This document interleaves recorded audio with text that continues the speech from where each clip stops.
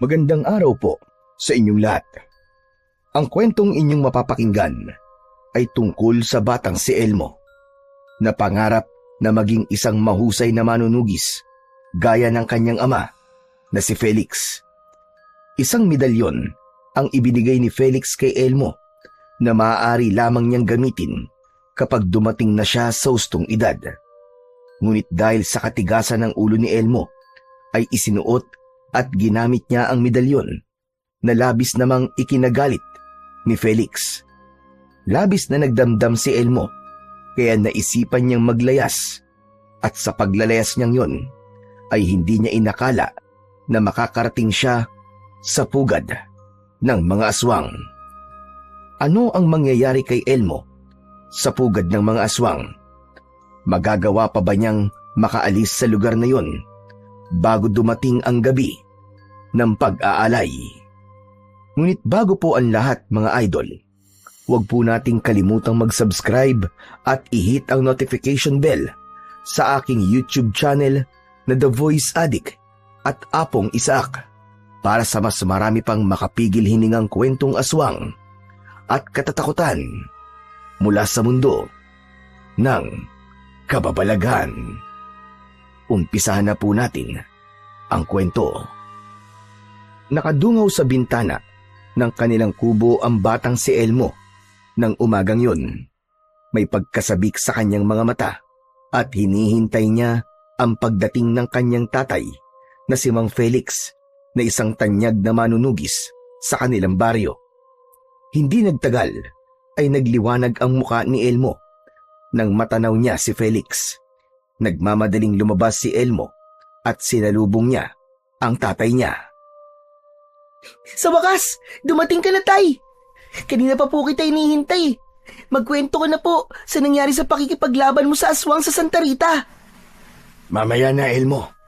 Pumasok na muna tayo sa loob at doon na kita kikwentuhan. Pagpasok ni na Elmo at Mang Felix sa kanilang kubo, ay dumulog sila sa hapagkainan. Meron doong pandesal at pritong itlog. Ipinagtimpla na rin ni Elmo ng mainit na kape ang kanyang ama. Talagang marunong ka na palang magluto, anak, ha? Hindi na ako mangangambang iwanan ka rito sa tuwing may kailangan akong puntahan. Wala naman pong mahirap sa pagpiprito ng itlog, tay. Kung nandito lang sana ang nanay mo, ay siya sana ang gagawa nito.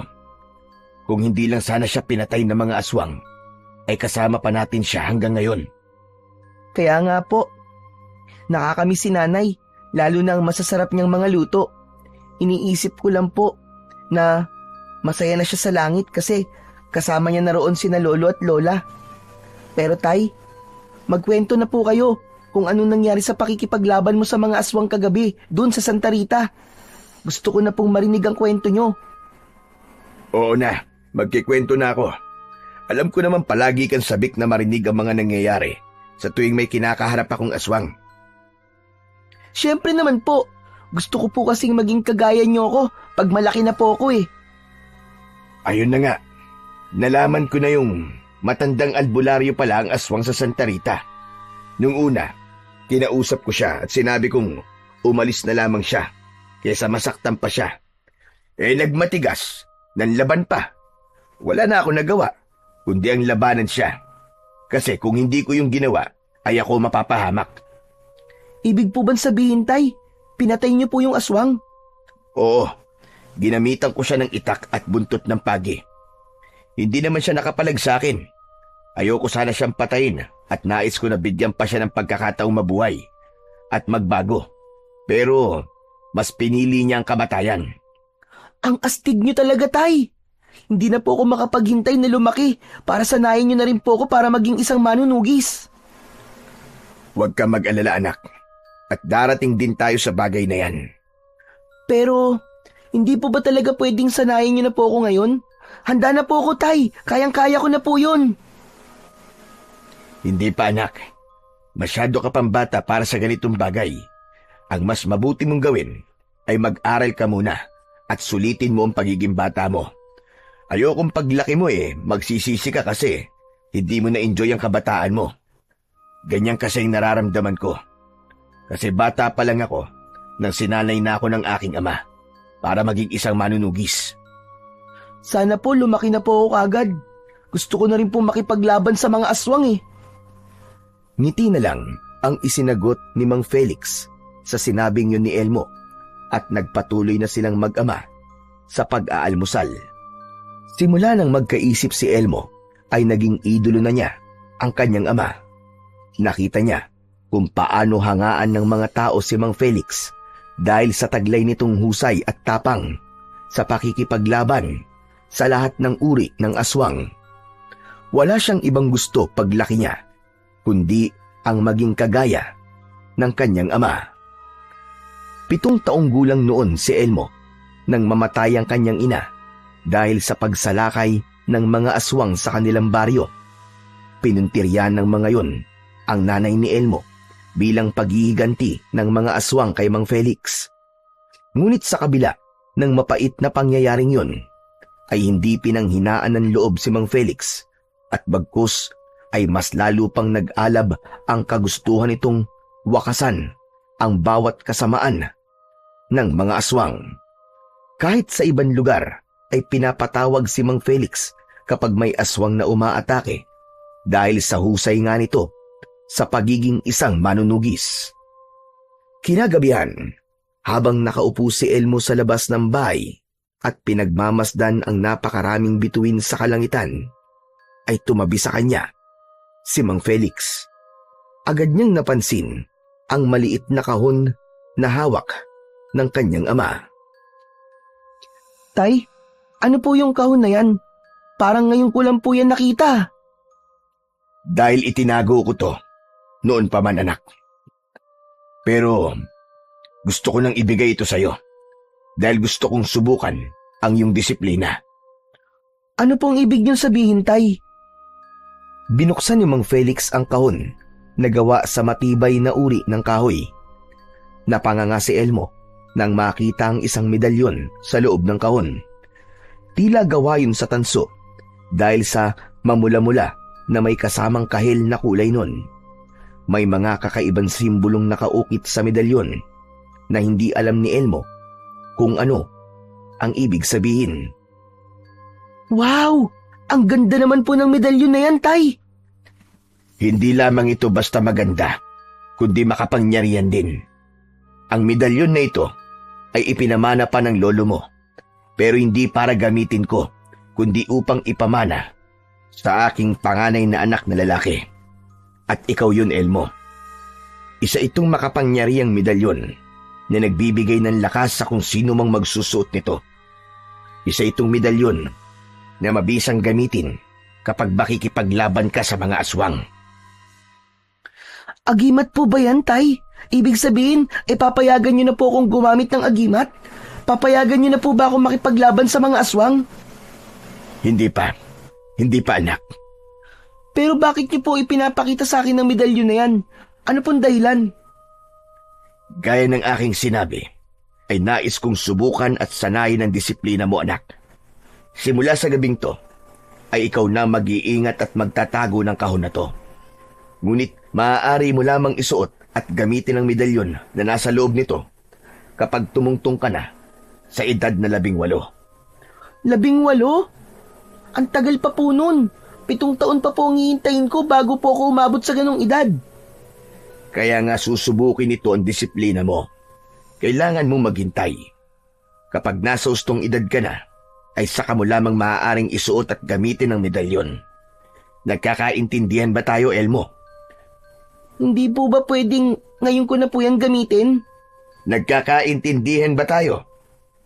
Opo, Tay, naiintindihan ko po. Simula ngayon, ay ibibigay ko na to sa iyo, anak. Ingatan mo ang kahon na to, na para bang nandito ang buhay mo. Inabot ni Mang Felix ang maliit na kahon kay Elmo, at agad yung kinuha ni Elmo. Pagkahawak niya sa kahon, ay naramdaman niya ang isang responsibilidad na kailangan niyang dalhin sa loob ng maraming taon. Alam niya na isa yung pagsubok sa kanya ni Mang Felix kung karapat-dapat ba siyang maging manunugis gaya nito. Kaya nangako siya sa sarili na gagawin niya ang lahat para mapatunayan sa kanyang ama na karapat dapat siyang maging isang manunugis. Sa mga sumunod na araw, ay madalas na hawak ni Elmo ang maliit na kahon. Binubuksan niya yon at tinititigan ang makinang na medalyon sa loob. Para bang may humihila sa kanya upang isuot yon, lalo na kapag naaalala niya ang mga pakikipaglaban ng kanyang ama sa mga aswang. Ramdam niya ang bigat ng tukso, ngunit kasabay nun ay ang takot na baka mabigo siyang sundin ang bilin ng kanyang ama. Isang umaga, mag-isa si Elmo sa bahay nila. Nakaupo siya sa labas at gaya ng dati ay hawak niya ang maliit na kahon habang tinitignan niya ang medalyon. Alam mo, gusto talaga kitang isuot eh. Kaya lang, baka kapag ginawa ko yun, hindi na ako sanayin ni tatay na maging kagaya niya. Pangarap ko pa naman na maging manunugis kapag malaki na ako. Elmo! Laro tayong patintero! Umangat ang mukha ni Elmo nang marinig niya ang boses ng kaibigan niyang si Iking. Lumapit si Iking sa kanya at tinignan nito ang hawak niyang kahon. Hindi ako pwedeng umalis ng bahay, Iking eh. Nasa palengke kasi si tatay. Kaya kung aalis ako, walang magbabantay dito sa bahay namin. Ay, ganun ba? Sayang naman. Bakasyon pa naman tapos nandito ka lang palagi sa bahay nyo. Teka, ano ba yung hawak mo? Hindi mo ba nakikita? Di kahon. Alam kong kahon yan. Ang tinutukoy ko ay ang medalyon na nasa loob ng kahon. Ang ganda naman niya. Pwede bang pahawak? Hindi mo to pwedeng hawakan, Iking. Ang damot naman. Hahawakan ko lang naman eh. Hindi ko naman nanakawin yan eh. Kahit na, hindi talaga pwede kasi hindi ito isang normal na medalyon. Ano ba yan? At para namang ginto yan at ayaw mong ipahawak.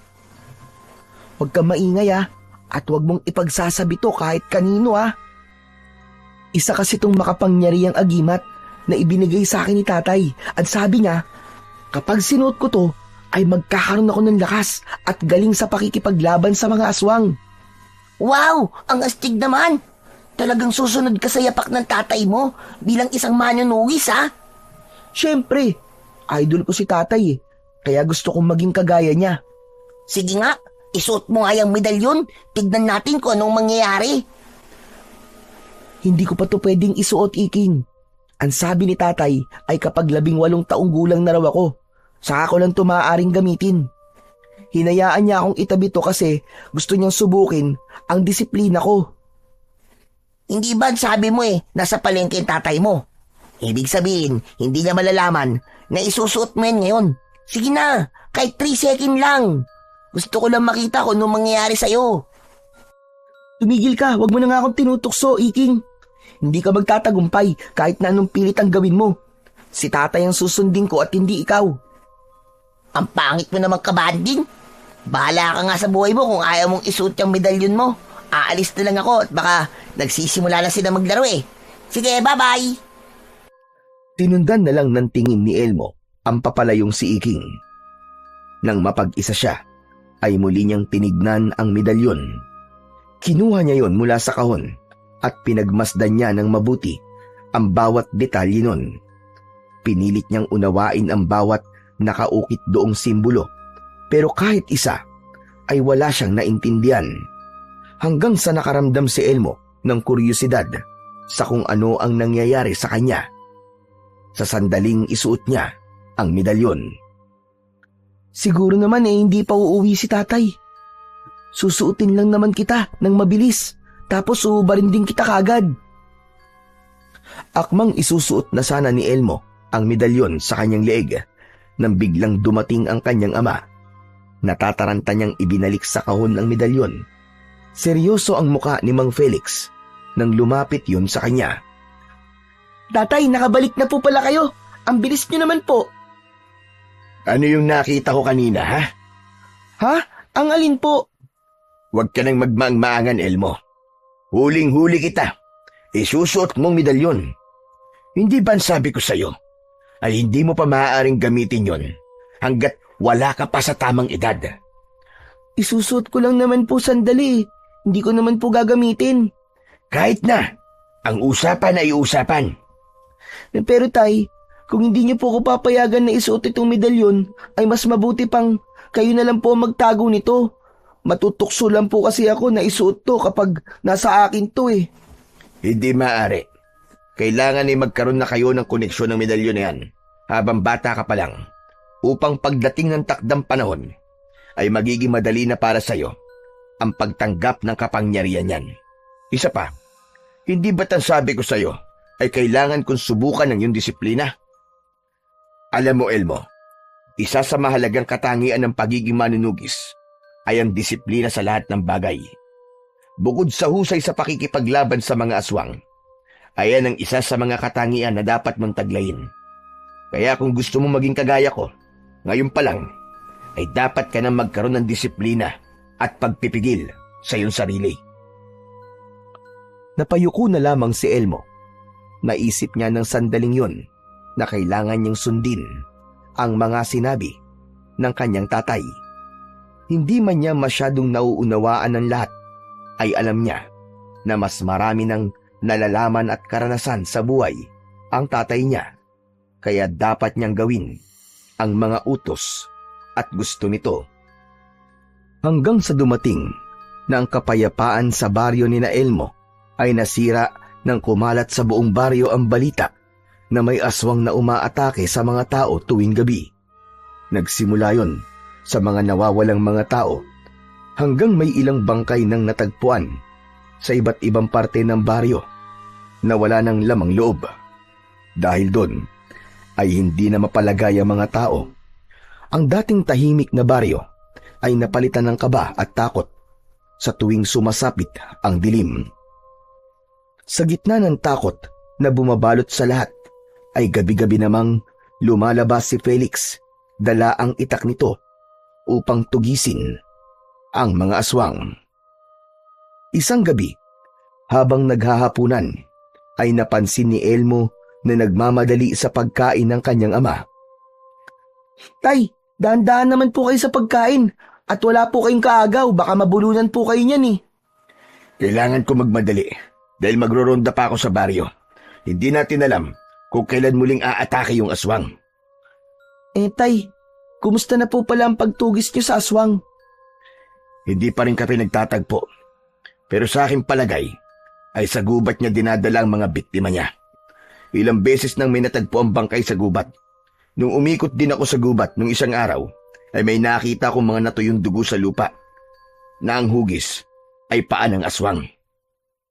Ibig sabihin po, sa gubat po kayo magtutungo ngayong gabi? Tama ka, doon nga anak. Kailangan na namin magkaharap ng aswang na yon para mapatay ko na siya. Habang buhay pa ang aswang na yon ay paniguradong dadami pa ang mabibiktima niya. Hinayaan na lamang ni Elmo ang tatay niya sa mabilis nitong pagkain. Matapos maghapunan ay naghanda na si Felix sa pag-alis nito. Kinuha nito ang itak at nagsabit ito ng agimat sa leeg nito. Tay, bakit hindi niyo po gamitin yung medalyon na ipinatabi niyo po sa akin? Hindi ko yun maaaring gamitin dahil ikaw ang itinakdang mga laganon. O paano? Kailangan ko nang umalis, anak. Huwag kang lalabas ng bahay kahit anong mangyari, ha? Huwag mo na akong hintayin at paniguradong madaling araw na ako makakauwi. At higit sa lahat, huwag mong kalilimutang isarado ang pinto at mga bintana. Bubuksan mo lang ang pinto kapag ako ang kumatok. Opo, tatandaan ko po lahat ng sinabi niyo, tay. Mag-iingat po kayo. Isang mahigpit na yakap ang iniwan ni Felix kay Elmo bago yung tuluyang lumabas ng bahay. Isinarado na ni Elmo ang pinto at niligpit niya ang pinagkainan nila. Habang dinadala niya sa batalan ang mga pinggan, ay nakarinig siya ng pagkatok sa pinto. Si tatay ba yun? Siguro may nakalimutan siya. Bubuksan na sana ni Elmo ang pinto, pero natigilan siya. Naisip niya na baka aswang ang nasa labas. Sino nandyan? Sino nandyan? Magsalita ka! Ako to, Elmo, si King. Buksan mo ang pinto. Bilisan mo, natatakot na ako rito eh. Nang malaman ni Elmo na ang kaibigan niya ang nasa labas, ay binuksan niya kagad ang pinto. Nagmamadali naman pumasok si Iking na may dalang itak. Oh, anong ginagawa mo rito ng ganitong oras, Iking? Tapos may dala ka pang itak. May sasabihin kasi ako sa'yo. Naisip ko kasi na tulungan natin si Mang Felix na tugisin yung aswang. Ano? Nagpapatawa ka ba, Iking? Anong pumasok sa utak mo at naisipan mong gawin yan? Hindi ba gusto mo maging kagaya ng tatay mo na hinahangaan ng mga tao? Gusto ko ring maranasan yon, Elmo. At mangyayari lang yon kung tayo makakapatay sa aswang. Kaya kumuha ka na rin ng itak mo at lumabas na tayo. Ayoko, magagalit si tatay sa akin. Saka ano ka ba, mga bata pa tayo eh. Wala tayong laban sa aswang. Meron tayong laban. Nakalimutan mo na ba yung medalyon na ibinigay sa'yo ng tatay mo? Oras na para gamitin mo yon. Saka sigurado ko na kapag napatay natin yung aswang, ay hindi magagalit sa'yo si Mang Felix. Baka nga mamaya matuwa pa yun sa'yo at ipagmalaki ka pa niya sa lahat. O ano, tara na. Sayang ang oras. Sandaling nag-isip si Elmo. Unti-unti siyang natukso sa mga sinabi sa kanya ni Iking. Sa totoo lang, simula na magkaroon ng aswang dito sa atin at gabi-gabing lumalabas si tatay para tugisin yung aswang, ay gusto kong sabihin sa kanya na isama niya ako. Pero hindi ko ginagawa kasi alam ko na hindi siya papayag eh. Saka gusto ko na rin talagang malaman kung ano ang kayang gawin ng medalyon kapag isinuot ko yun. Oh, yun naman pala eh. Oh, eto na ang pagkakataon na hinihintay mo. Isuot mo na ang medalyon. Sige, pero kapag napagalitan ako ni tatay, ikaw ang bahala sa akin ha. Oo na. Ako na ang sasalo ng galit ng tatay mo. Tara na kasi, ang dami mo pang sinasabi. Sandali lang at kukunin ko lang yung medalyon. Nagmamadaling nagtungo si Elmo sa kwarto nila ng kanyang ama. Mula sa aparador ay kinuha niya ang kahon kung saan nakalagay ang medalyon. Huminga muna siya ng malalim bago niya yon buksan. Nang tumambad sa kanya ang medalyon, ay biglang nanginig ang mga kamay niya. Hindi na siya nag-isip ng matagal. Kinuha niya ang medalyon at isinuot niya yon sa leeg niya. Napahawak sa dibdib si Elmo nang may naramdaman siyang mainit na bagay na dumaloy sa kanyang buong katawan. Pakiramdam niya ay isa yung enerhiya na nagmula sa medalyon. Naging magaan ang pakiramdam niya at naglaho ang takot na kanyang nararamdaman. Hala, mukhang totoo nga ang kapangyarihan ng medalyon na to. Parang kahit ilang aswang ay kayang-kaya ko ng labanan. Elmo, ba't ang tagal mo dyan? Bilisan mo na! Elmo! Oo, sandali lang. Masyado ka namang mainipin. Lumabas si Elmo ng kwarto. Kinuha niya sa kusina ang isa pa nilang itak at sa kanya binalikan si Iking. Handa na ako, Iking. Wow! Bagay pala sa iyong medalyon ha? Eh nung pakiramdam, nasuot mo na yan ngayon. Parang ang lakas-lakas ko, Iking. Tapos wala akong nararamdaman takot. Ewan ko ha, hindi ko maipaliwanag pero parang ang gaan talaga ng pakiramdam ko. Ayos yan. Siguro ganyan talaga ang mangyayari sa'yo kapag suot mo yan. O ano, tara na. Handa ka na bang maging batang manunugis? Handang-handa na. Tara na. Naunang lumabas si Iking. Bago dito sumunod si Elmo. Isinarado niya ang pinto at nagsimula na silang maglakad para hanapin ang aswang. Teka, saan pala natin makikita yung aswang na yon, Elmo? Sa gubat. Ang sabi kasi ni tatay sa akin ay may hinala siya na nasa gubat yung aswang. Kaya sa gubat tayo pupunta. Sandali lang. Sa gubat talaga? Paano kung kailangan natin ng tulong? Paano tayo hihingi ng tulong sa ibang tao? Kita mo na? Parang natatakot ka na. Plano mo to, di ba? Ikaw ang nakaisip nito tapos bigla ka matatakot. Ang labo mo rin eh. Eh akala ko kasi dito lang tayo sa mismong baryo eh. Kung dito na lang sana tayo, ay mas madali tayong makakatakbo at makakahingi ng tulong kapag kinakailangan. Ang dami mo namang dahilan. Ano ba? Tutuloy ka pa ba o hindi na? Hindi na lang siguro. Ayoko magpunta sa gubat, Elmo. Dito na lang kasi tayo sa malapit sa mga kabahayan. Eh, nandun nga kasi sa gubat yung aswang. Kahit abutin tayo ng umaga sa paghanap sa aswang dito sa baryo, kung nasa gubat naman siya, hindi natin siya makikita. Ano ka ba? Pasensya ka na, ha? Pero ayoko na pala. Bigla ako natakot kasi sa gubat pala tayo pupunta eh. Sige na, uuwi na ako sa amin. Baka kasi magising na si nanay at tatay tapos malaman nila na wala ako sa bahay. Sige, paalam na Elmo. Magkita na lang tayo bukas.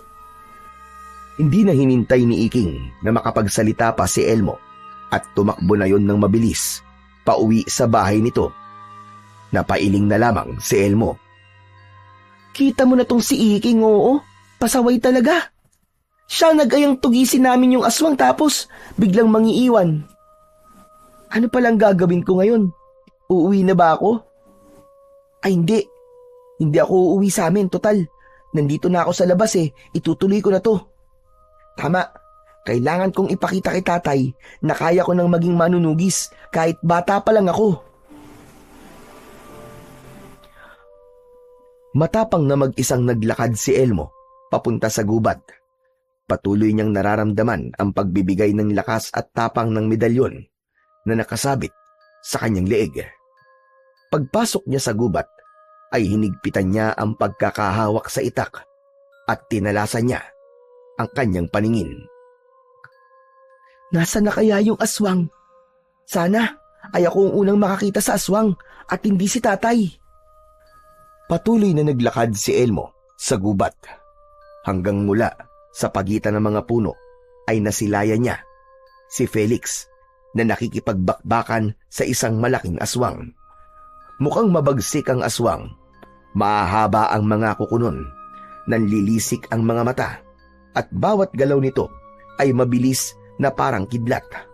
Hawak ng kanyang ama ang itak at inaatake nito ang aswang.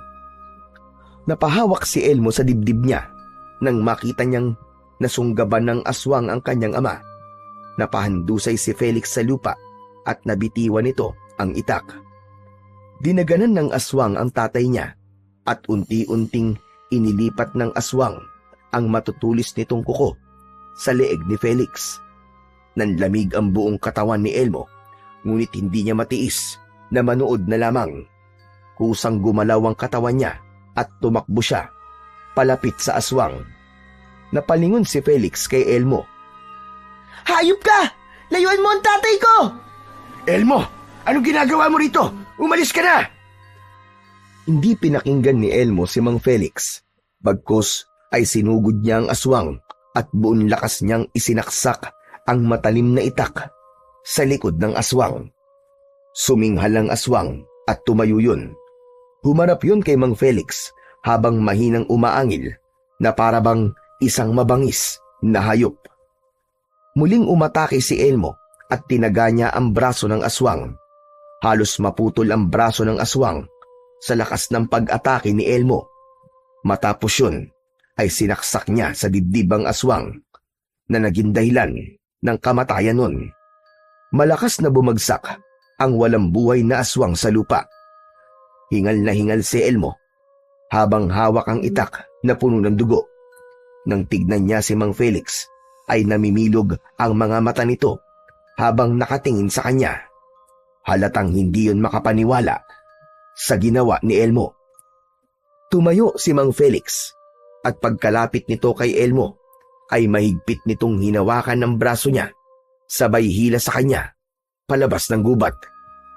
Teka, sandali lang po, tay. Huwag po kayo magalit sa akin.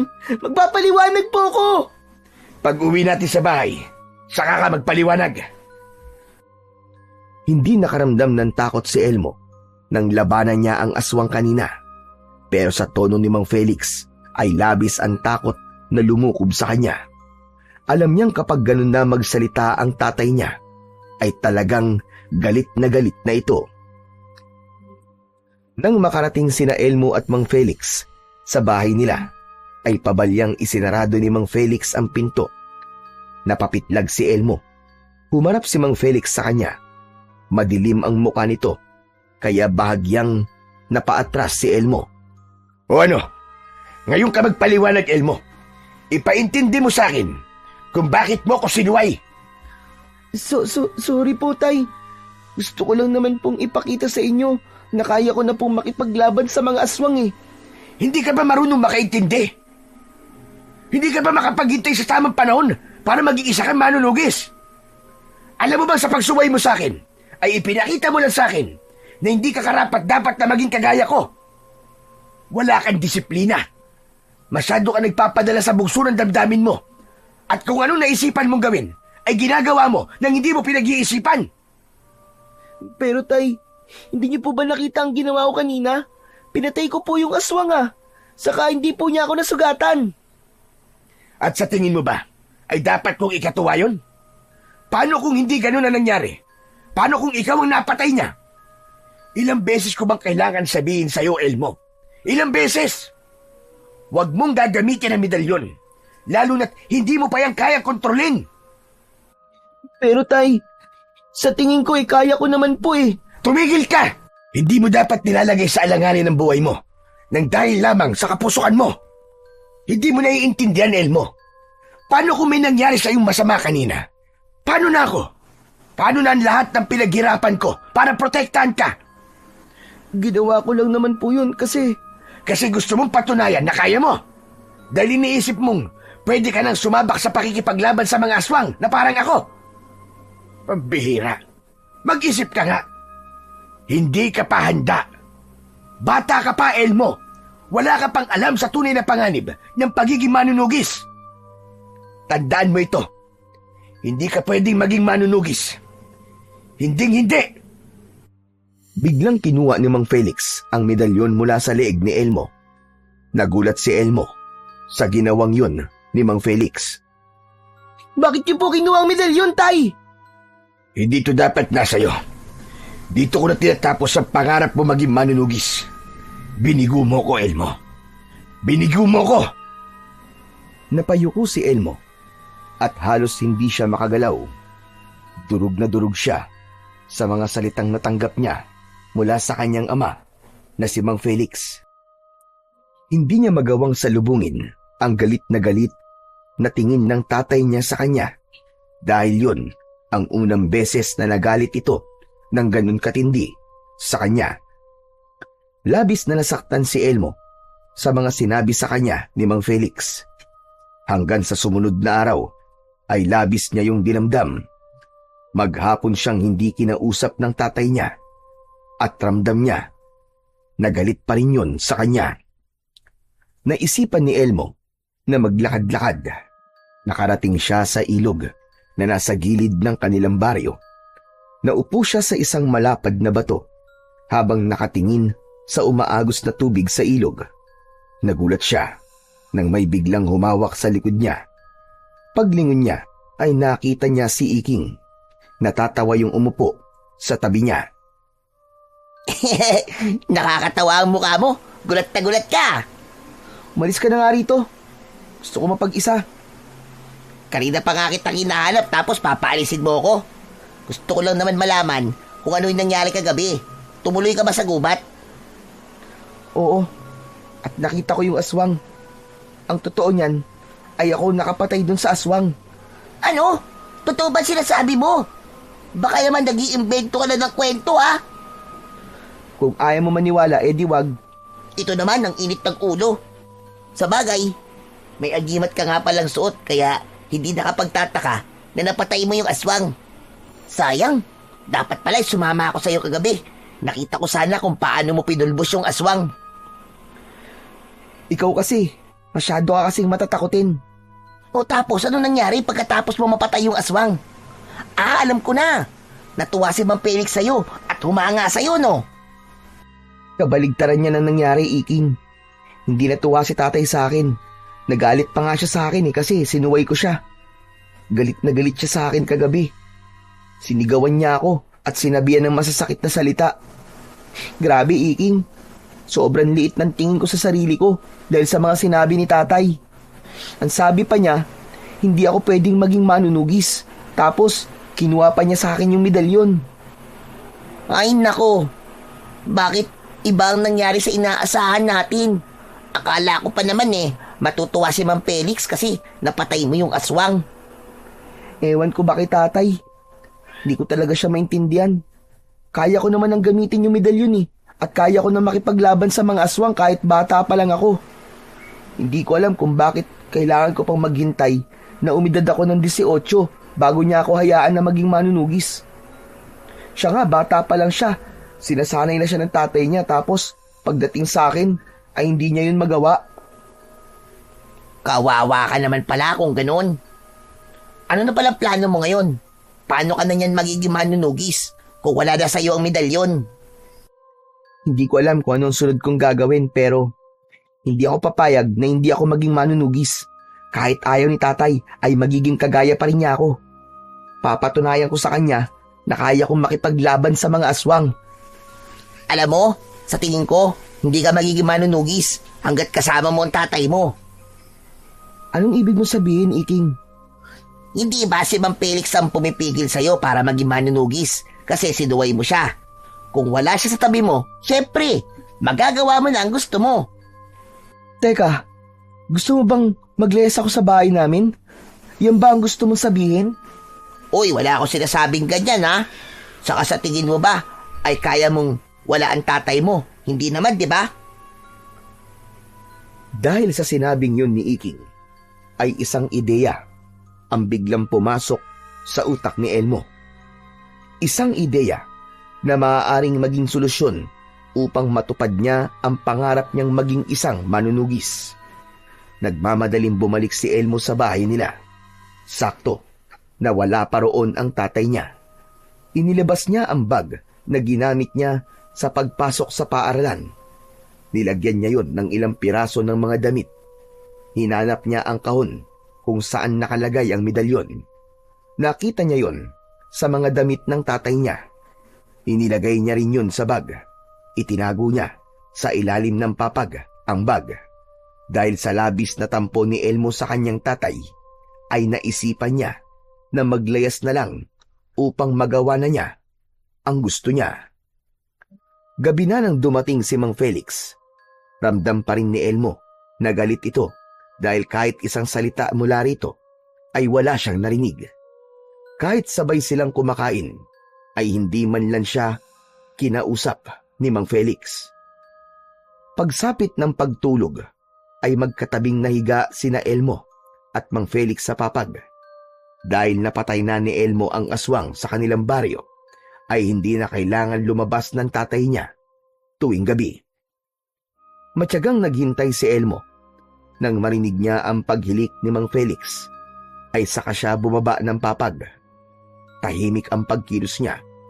Kinuha niyang bag sa ilalim ng papag at saka siya lumabas ng kanilang bahay. Ay, salamat. Nakalabas din ako. Sorry, tay, kung nalayas na ako. Ayaw mo naman kasi ako maging isang manunugis, kaya mas makabubuti pa na mawala na ako sa buhay mo para magawa ko na ang gusto ko. Babalik na lang ako kapag malaki na ako at isa na akong ganap na manunugis.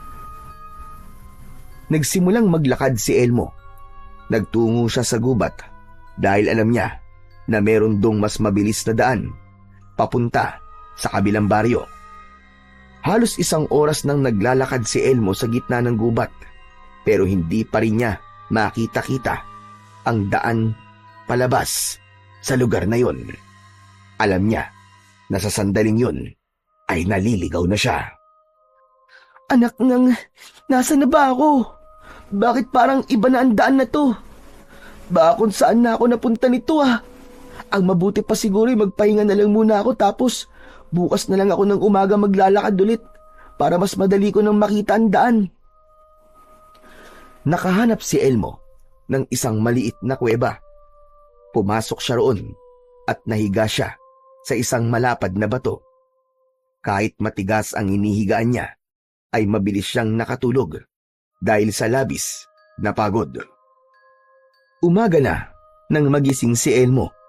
Pagmulat ng kanyang mga mata, ay ang tatay niya ang agad na pumasok sa kanyang isip. Bigla siyang nakaramdam ng lungkot nang mapagtanto niya na kung itutuloy niya ang kanyang paglalayas, ay baka malungkot ang tatay niya. Siguro, nasabi lang sa akin ni tatay yung masasakit na salita na yun kasi lubha siyang nag-aalala para sa akin. Ang dapat siguro ay bumalik na ako sa bahay kasi baka nag-aalala na sa akin si tatay. Tumayo na si Elmo matapos niyang isukbit sa likod ang kanyang bag. Paglabas niya ng kuweba ay natigilan siya. Luminga siya sa paligid at pinilit niyang alalahanin kung saan ang daan pabalik sa kanilang baryo. Lagot, nasang parte na ba kasi ako ng gubat? Ngayon lang ako nakapunta rito ah. Pinilit labanan ni Elmo ang kabang nararamdaman niya nang mapagtanto niyang naliligaw na talaga siya. Nagsimula na siyang maglakad at umasa siya na makakabalik din siya sa baryo nila sa direksyon na pinili niyang tahakin. Makalipas ang 2 oras ay nasa loob pa rin ng gubat si Elmo. Pakiramdam niya ay nagpapaikot-ikot lamang siya roon at hindi na siya makakalabas ng gubat. Nanunuyo na ang lalamunan niya dahil sa uhaw at kumakalam na ang sikmura niya dahil sa labis na gutom. Tatay, nasan ka na ba? Sana naman ay hinahanap mo ako kasi hindi ko na alam kung makakalabas pa ba ako sa gubat na to o hindi na. Kung meron mang engkanto o diwata na nakakarinig sa akin, sana naman tulungan niyo ako makauwi sa bahay namin. Naliligaw na po ako. Sa kabila ng pagod, gutom at uhaw, ay hindi pa rin tumigil sa paglalakad si Elmo. Hanggang sa may natanaw siyang kabahayan sa hindi kalayuan. Kahit paano, ay nabuhayan siya ng loob. Dahil sa wakas, ay meron na siyang mapagtatanungan kung paano siya makakabalik sa baryo nila. Binilisan ni Elmo ang paglalakad. Pagdating niya sa tila maliit na baryo, ay napansin niya nakakaunti lamang ang mga taong naroon. Kapansin-pansin din ang malalim na tingin ng mga tao sa kanya. Lahat ay nakatuon ang mga mata kay Elmo. Nakakatakot naman sila kung makatingin. Parang kakainin nila ako ng buhay. Huminto si Elmo sa tapat ng isang kubo kung saan may isang matandang babaeng nagwawalis. Maliit na babae ang matanda. Puro puti na ang buhok nito na ang haba ay umaabot sa bewang nito. Lumapit si Elmo sa matandang babae at nanlaki ang mga mata ng matanda pagkakita sa kanya. Magandang umaga po, Lola. Pwede po ba akong magtanong sa inyo? Nagtaka si Elmo nang bigla siyang inamoy sa leeg ng matanda. Mas lalong lumaki ang gulat ng matanda. Teka, mabaho na po ba ako? Naku, pasensya na po at kagabi pa po kasi ako naglalakad sa gubat eh. Isa kang tao. Opo, tao nga po ako. Ano po bang tingin niyo sa akin? Tumingin sa paligid ang matandang babae na para bang meron itong kinatatakutan. Hinawakan siya ng matanda sa braso at hinila siya nito papasok sa kubo nito. Isinarado ng matanda ang pinto. Naglaho ang kaba at pagtataka kay Elmo. Bakit niyo po ako dinala rito? Magtatanong lang naman po ako sa inyo. Anong ginagawa mo rito, bata? Paano ka napunta rito? Mangyaring naglayas po kasi ako sa bahay namin. Dumaan po ako sa gubat para makapunta po sa kabilang baryo. Tapos naligaw po ako. Bigla ko na lang po nakita itong mga bahay dito kaya nagpunta po ako rito para magtanong kung paano po makakabalik sa baryo namin. Hindi mo ba alam kung anong lugar itong napuntahan mo? Hindi po. Ngayon ko lang nga po nalaman na meron palang maliit na baryo rito eh. Anong lugar po ba to? At nasa loob po ng gubat. Ang lugar na ito ay pugad ng mga aswang. Lahat ng nakatira rito ay mga aswang. Nanlaki ang mga mata ni Elmo. Biglang nanlamig ang buong katawan niya. Pero makalipas ang ilang sandali, ay tumawa siya. Lola naman eh. Huwag na po kayo magbiro. Sabihin niyo na lang po sa akin kung alam niyo ang daan palabas po ng gubat na to. Halata naman po kinatakot niyo lang ako eh. Paano naman po ito magiging pugad ng mga aswang? Parang wala naman po yatang ganun. Hindi madaling lumabas sa lugar na ito para sa iyong kaalaman. Lahat ng taong naliligaw dito ay hindi na nakakalabas ng buhay. Maling-mali na nagpunta ka rito, bata. Teka, seryoso po ba kayo sa sinasabi niyo, Lola? Mukha ba ako nagbibiro sa iyo? Hindi mo ba napansin ang tingin sa iyo ng mga taong nasa labas? Magpasalamat ka dahil umaga ngayon, kaya hindi nila pinagpiestahan ang iyong katawan. Pero ang sabi niyo po, ay lahat po na nakatira rito ay mga aswang. Ibig sabihin po, aswang din po kayo. Dahil sa naisip na yon ni Elmo, ay biglang tumakbo ang bata papunta sa pinto para tumakas. Ngunit bago pa siya makarating sa pinto, ay humarang na roon ang matandang babae. Napaatras si Elmo at pasimpleng gumala ang mata niya sa paligid sa pag-asang may makikita siyang bagay na magagamit niya upang ipagtanggol ang kanyang sarili. Nang makita niya ang isang patalim na nakapatong sa lamesa, ay mabilis niya yung kinuha. Itinutok yun ni Elmo sa matandang babae. Huwag kang lalapit sa akin! Baka hindi mo alam, anak ako ng isang matapang na manunugis. Kaya alam ko kung paano makipaglaban sa aswang. Talaga? Anak ka ng isang manunugis at marunong kang makipaglaban? Oo, kaya wag mo akong susubukan. Kahit matanda kay lalabanan kita. Nasasabi mong marunong kang makipaglaban, pero nakikita ko na mali ang paghawak mo ng patalim. Huwag mo kung niloloko, bata ka. Kahit na, kaya ko pa rin lumaban. Kaya kung ako sa'yo, ay palabasin mo na ako rito. Sige, lumabas ka ng aking kubo at tignan natin kung makakaalis ka sa lugar na to ng buhay. Kapag naamoy nila na isa kang tao, ay bibihagin ka nila. Nalalapit na ang pagbilog ng buwan at malamang ay ikaw ang iaalay nila. Bakit kung makapagsalita ka ay parang may pakialam ka sa akin, ha? Hindi ba't isa ka ring aswang? Malamang ay gusto mo rin akong ialay sa gabi na sinasabi mo. Oo, isa ka akong aswang, pero hindi ako gaya ng mga aswang na narito.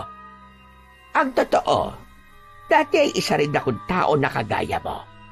Napilitan lang akong maging aswang dahil nakiusap ako kay Dalisag. Tawag niya akong patayin nung umatake sila sa aming baryo. Hinayaan niya akong mabuhay, ngunit ang kapalit ay ginawa niya akong aswang. Ngayon, isa na ako sa mga alagad ni Dalisag. Maniwala ka sa akin, bata. Wala akong ibang nais kundi ang makaalis ka ng ligtas at buhay sa lugar na ito. Kung magtitiwala ka lang sa akin, ay makakauwi ka pa sa inyong baryo. Matiim na tinignan ni Elmo ang matandang babae. Naramdaman niyang totoo ang lahat ng sinabi nito. Alam niya rin na wala siyang pagpipilian, kundi ang magtiwala sa matandang babae. Kung nasa pugad nga siya ng mga aswang, ay siya ang nag-iisang tao roon. At para siyang isang daga na pumasok sa isang kulungan na punong-puno ng mga gutom na tigre. Ibaba mo na ang hawak mong patalim. Hindi kita sasaktan, iho. Maniwala ka sa akin. Nanginginig ang mga kamay na ibinalik ni Elmo ang patalim sa ibabaw ng lamesa. Hindi niya inalis ang tingin sa matanda dahil kahit ramdam niya na nagsasabi yun ng totoo, ay ayaw niya pa ring ibigay dito ang buong tiwala niya. Umalis ang matandang babae sa harapan ng pinto at naupo ito sa isang upuang nasa tabi ng lamesa. Inutusan nito si Elmo na maupo. Pagkaupo naman ni Elmo ay nakatingin pa rin siya sa matandang babae. Ako nga pala si Lukring, pero maaari mo kung tawaging Lola Lukring. Ikaw, anong pangalan mo, bata? Elmo po. Elmo po ang pangalan ko. Isang malaking pagkakamali na naligaw ka sa lugar na ito, Elmo. Malaki ang posibilidad na kapag nalaman ng ibang aswang na isa kang tao, ay paniguradong papatayin ka nila. Pero ang sabi niyo po, itutulungan niyo po ako, di ba, na makauwi po sa baryo namin? Hindi po ba talaga ako maaaring umalis na ngayon? Gaya na sinabi ko kanina, ay hindi ka maaaring umalis ngayon o sa mga susunod na araw. Pero kailangan ko na pong makauwi sa bahay namin, Lola eh. Sigurado po ako na nag-aalala po sa akin ng tatay ko. Eh bakit kasi naglayas ka sa inyo? Tapos bigla mo may isipang bumalik. Pastilad ka, bata ka. Nagtatampo po kasi ako sa tatay ko. Isa po siyang kilalang manunugis at pangarap ko po na maging kagaya niya. Binigyan niya po ako ng medalyon at ang sabi niya ay maaari ko lamang gamitin yun kapag 18 taong gulang na ako. Pero ang nangyari, ginamit ko po yun at nakipaglaban po ako sa isang aswang. Yung po ang dahilan kaya nagalit po sa akin si tatay. Marami po siyang sinabi sa akin na masasakit na salita, gaya ng wala akong disiplina at hindi po ako pwedeng maging manunugis. Sobra po ako nasaktan sa mga sinabi niya sa akin, kaya nagleyas po ako. Sa tingin ko, ay hindi naman galit ang tatay mo sa iyo, Elmo. Nasabi niya lamang yon dahil nag-aalala siya sa iyo. Yan nga din po na pagtanto ko kaya naisipan ko pong bumalik na po sa bahay namin. Kaya lang naligaw naman po ako at napunta rito sa pugad ng mga aswang. Pero Lola, kailan po ba ako pwedeng umalis dito? Kapag sumapit na ang pagbilog ng buwan, magiging abala ang lahat ng aswang dito at sasamantalahin natin ang pagkakataong yon para makatakas ka.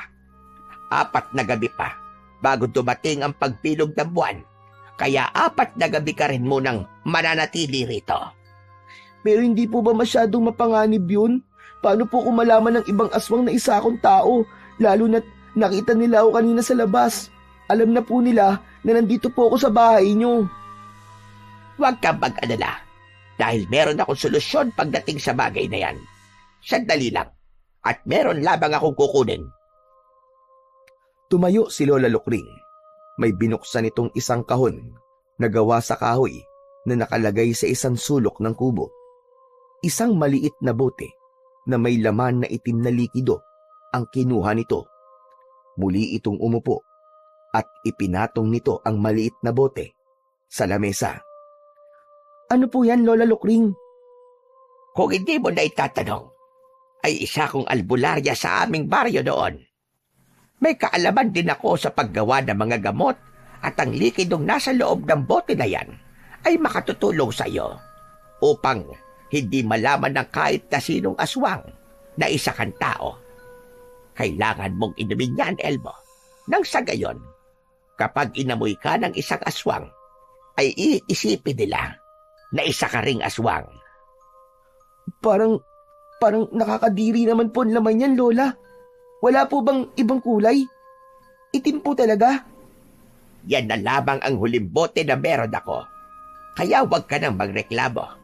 Napakahirap hanapin ng mga sangkap yan dahil hindi kami nakakalabas sa lugar na ito. Maliban na lamang kung uutusan kami ni Danisag na lumabas. Ginawa ko talaga ang gamot na yan para sa ganitong pagkakataon. Magpasalamat ka na lang na meron pa ako niyan dahil yan ang magliligtas sa iyong buhay. Kinuha ni Elmo ang bote. Nang alisin niya ang takip nun, ay inamoy niya ang likidong nasa loob. Umasim ang muka niya dahil sa masangsang na amoy ng likido. Nakakadiri naman po, Lola. Bakit parang bulok na kuko ang amoy nito? Ano bang mga nilagay mo rito? Ang baho! Gusto mo ba talaga malaman? Meron niyang tinustang galit na langgam, apdo ng aswang, at saka... Tama na po, tama na. Ayoko na palang malaman ng mga nilagay niyo po rito. At baka mas lalo kong hindi inumin yan. Elmo, kailangan mong inumin yan.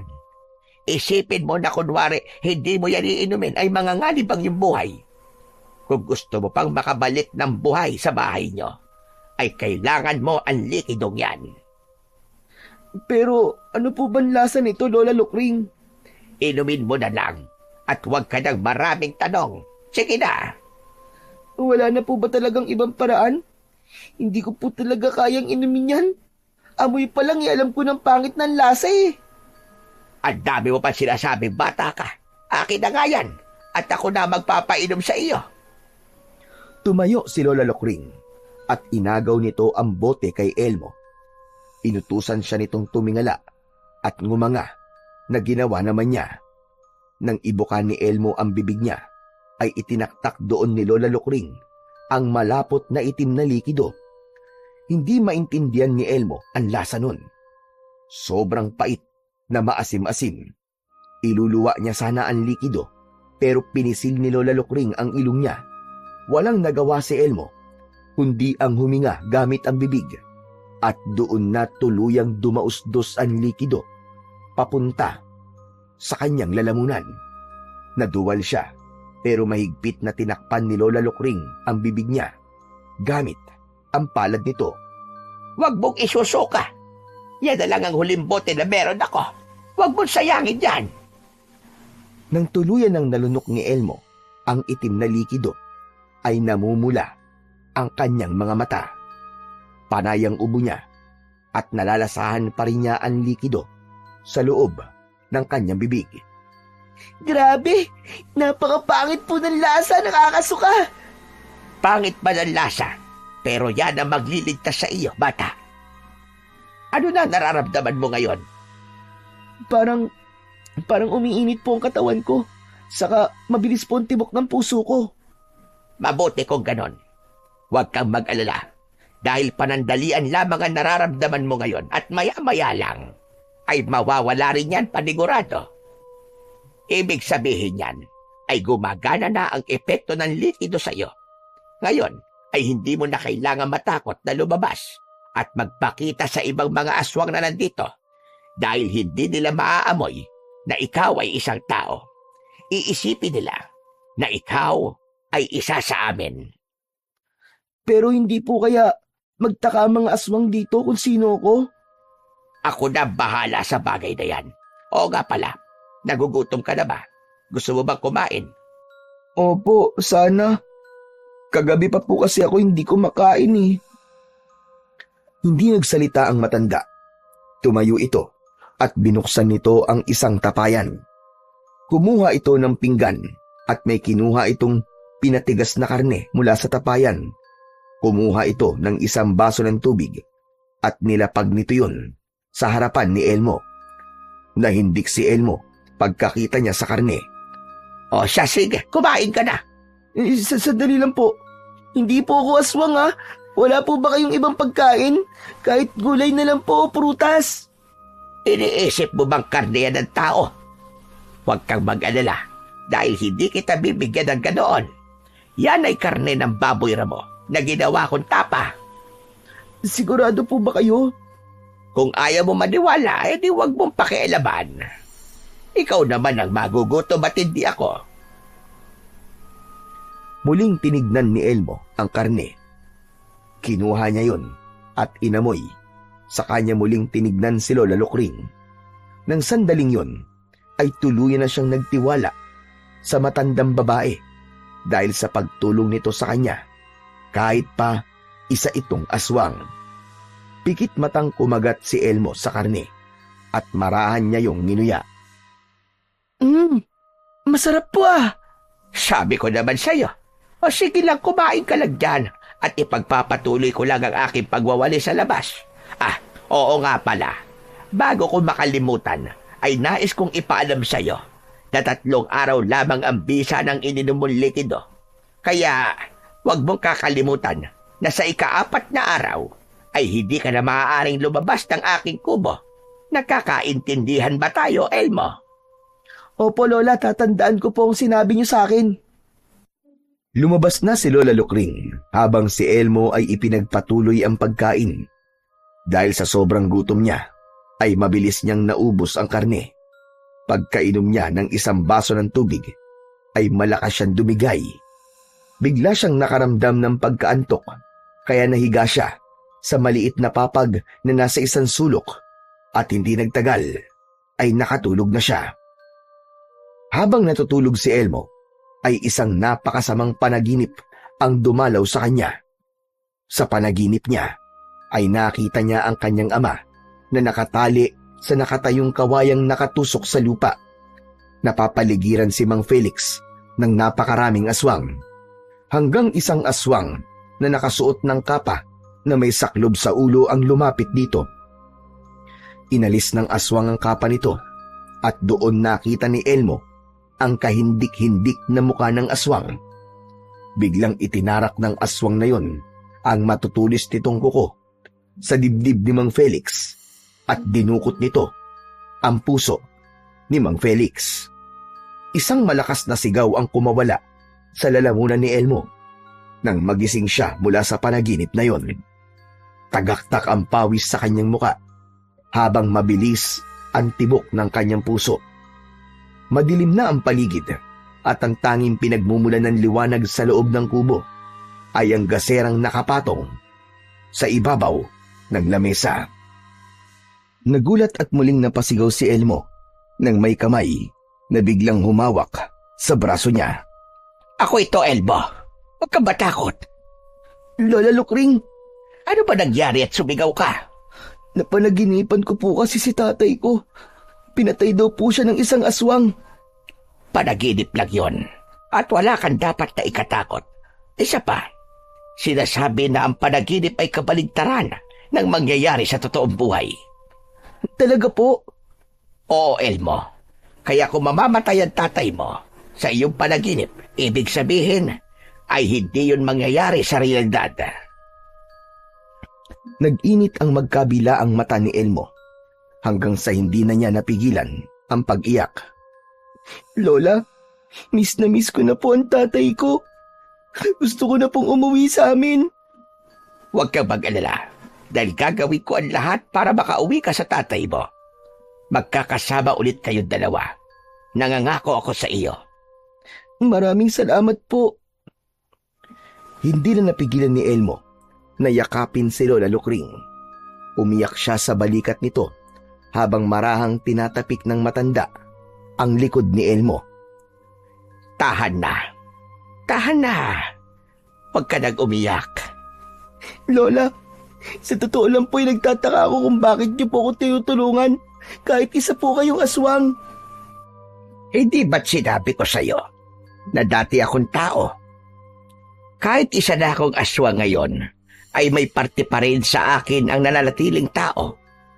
Sa totoo lang, ay tutol ako sa ginagawa ng mga aswang dito dahil tuwing sasapit ang pagbilog ng buwan, ay nag-aalay sila ng buhay ng isang tao. Yun ay upang mas lumakas ang aming pinuno na si Dalisag.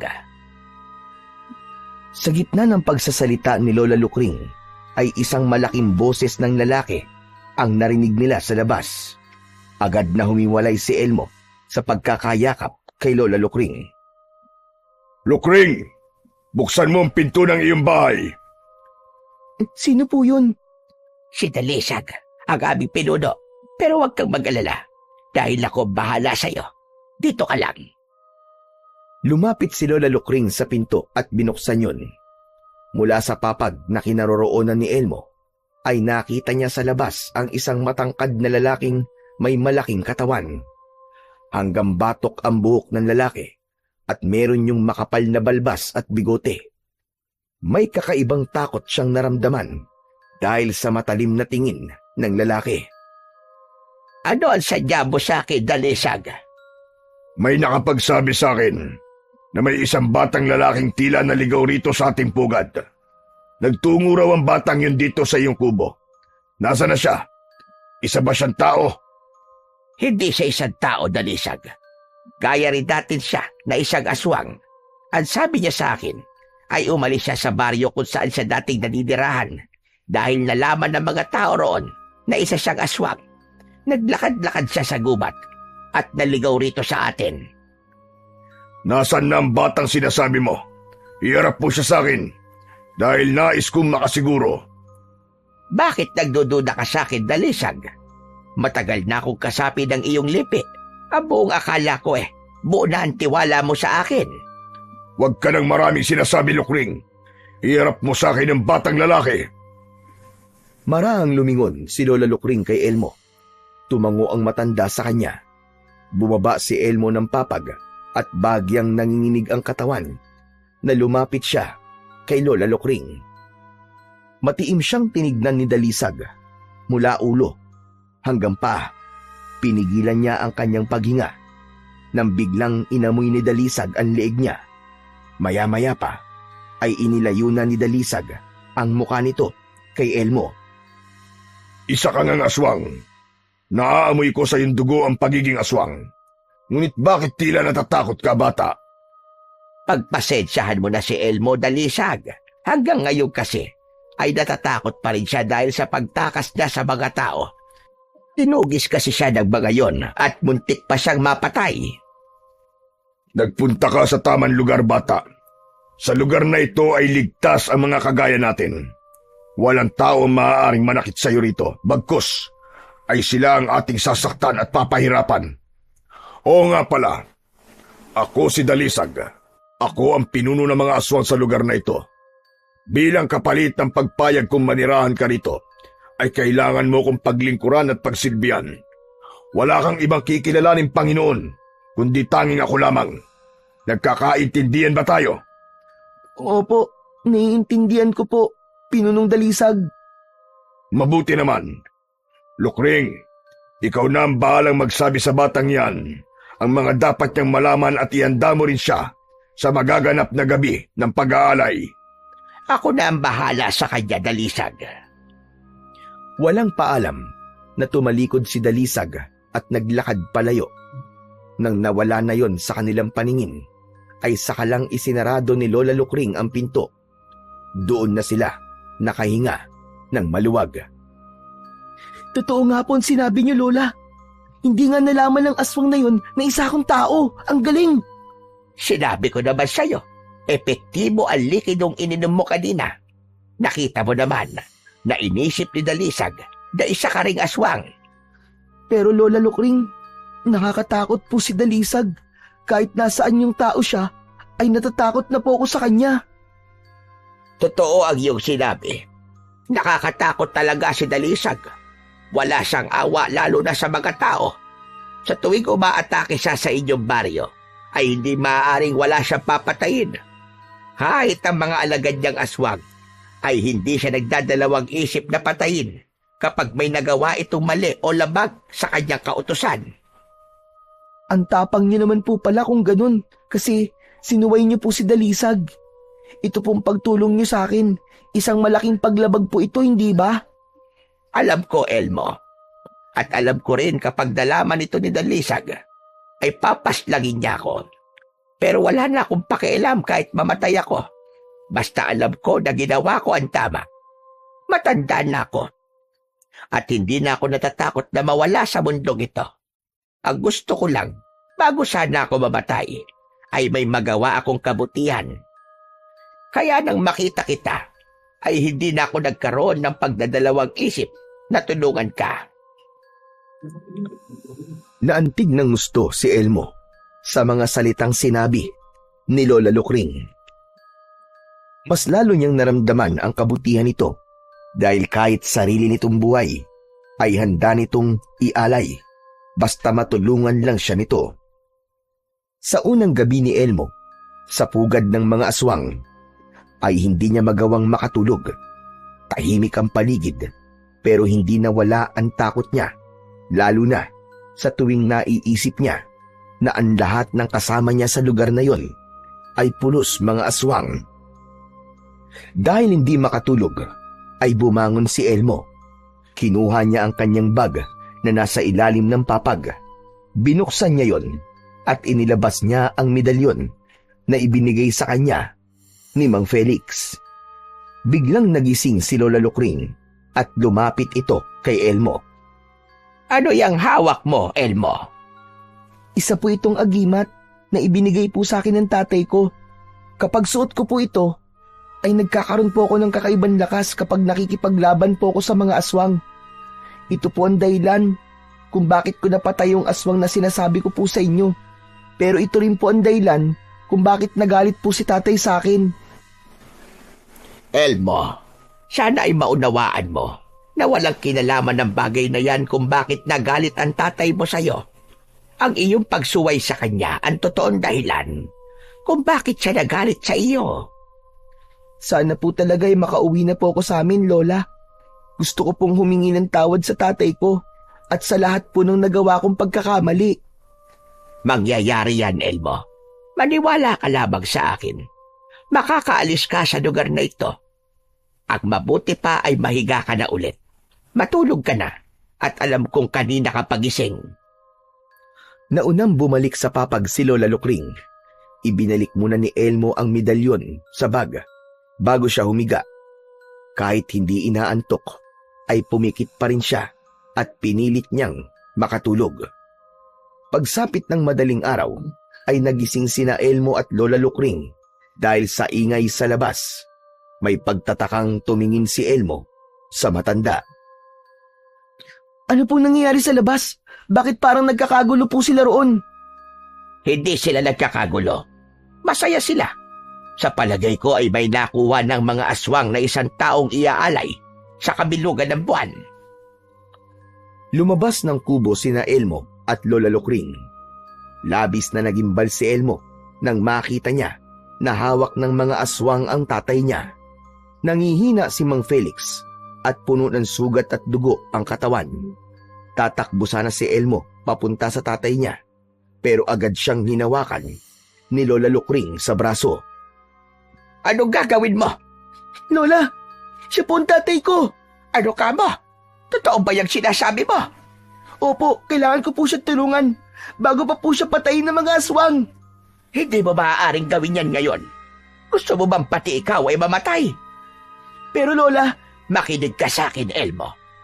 Kung nais mong iligtas ang tatay mo, ay kailangan nating magkaroon ng konkretong plano. Hindi ka dapat nagpapadala sa bugso ng iyong damdamin dahil yan ang magpapahamak sa iyo. Napagtanto ni Elmo na may punto ang sinabi ni Lola Lukring. Naalala niya na dahil nagpadala siya sa gusto niyang gawin, kaya nagalit ang tatay niya sa kanya. Kahit gustong lapitan at tulungan ni Elmo si Mang Felix, ay wala na siyang nagawa, kundi ang tignan na lamang yon. Awang-awa siya sa tatay niya dahil sa kalagayan nito ngayon. Hindi siya makapaniwala na nagawang talunin ng mga aswang ang isang napakahusay na manunugis na gaya ng tatay niya. Patuloy na hinila ng mga aswang si Mang Felix hanggang sa nawala na ang mga yon sa paningin nila. Umiiyak na bumalik si Elmo sa loob ng kubo habang nakasunod sa kanya si Lola Lukring. Ano pong gagawin nila kay tatay? Baka kailangan ko na pong kumilos kasi baka po patayin na nila ang tatay ko eh. Ang tatay mo ang gagawing alay sa kabilugan ng buwan. Kung ganun, may posibilidad pong mangyari na panaginipan ko na pinatay ng aswang si tatay. Lola, tulungan niyo po ako. Ayoko pa pong mamatay si tatay. Tutulungan kita, Elmo. Ang kailangan nating gawin ay mag-isip ng isang solidong plano. Sinabi ko na sa iyo. Hindi tayo maaaring kumilos agad. Alam kong mahirap, pero kailangan mong kumalma para makapag-isip ka ng maayos. Paulit-ulit na huminga ng malalim si Elmo. Pero kahit na anong pilit niyang kumalma, ay hindi niya magawa dahil alam niya na hindi na lang buhay niya ang nanganganib ngayon, kundi maging ang buhay ng kanyang ama. Pagsapit ng tanghali, ay lumabas si Elmo.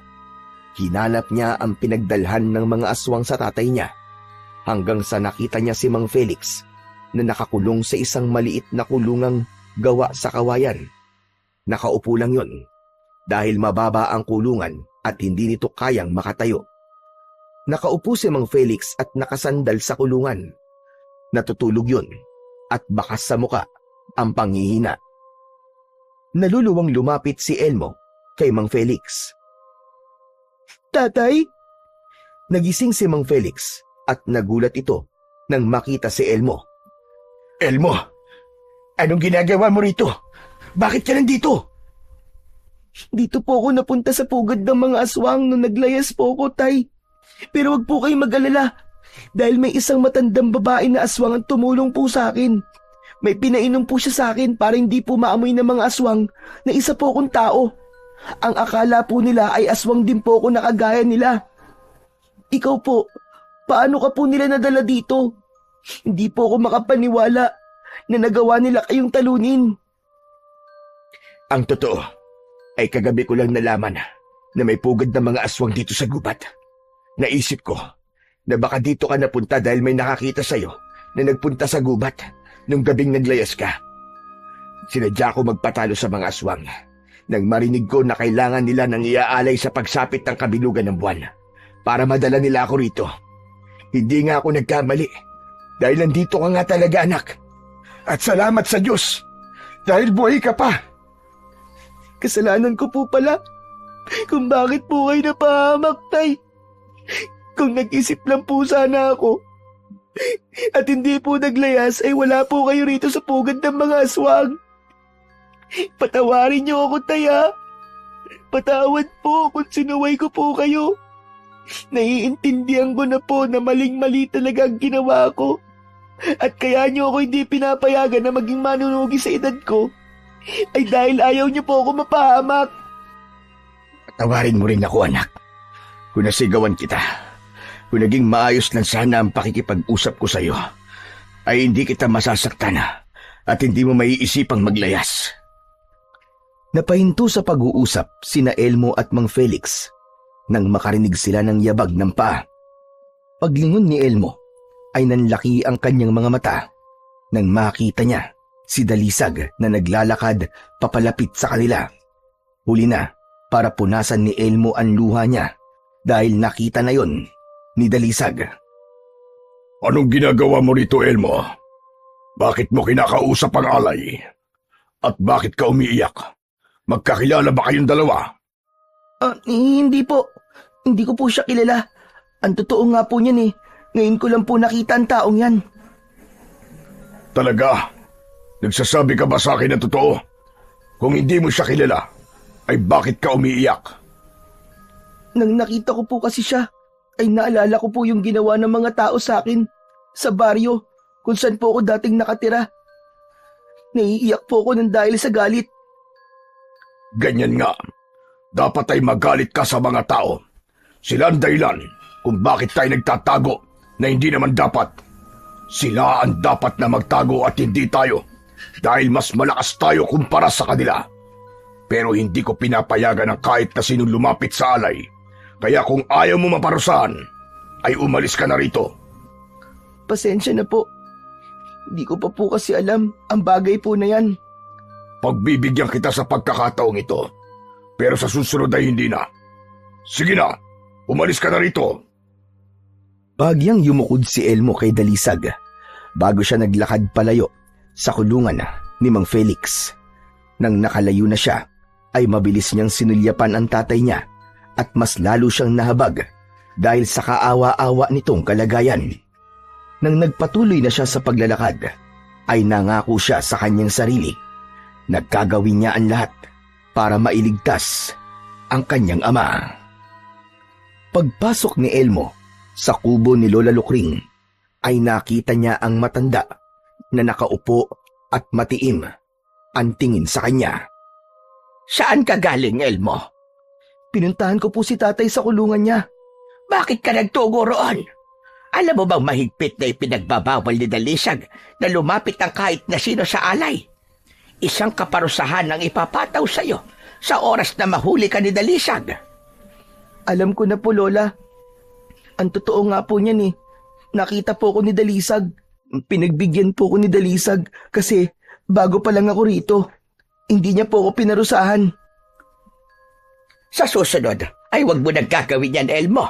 Maaari sa susunod ay hindi ka na pagbigyan ni Dalisag. Pero naaawa po kasi ako sa tatay ko eh. Nangihina na po siya at alam ko po na nagugutom na rin po siya.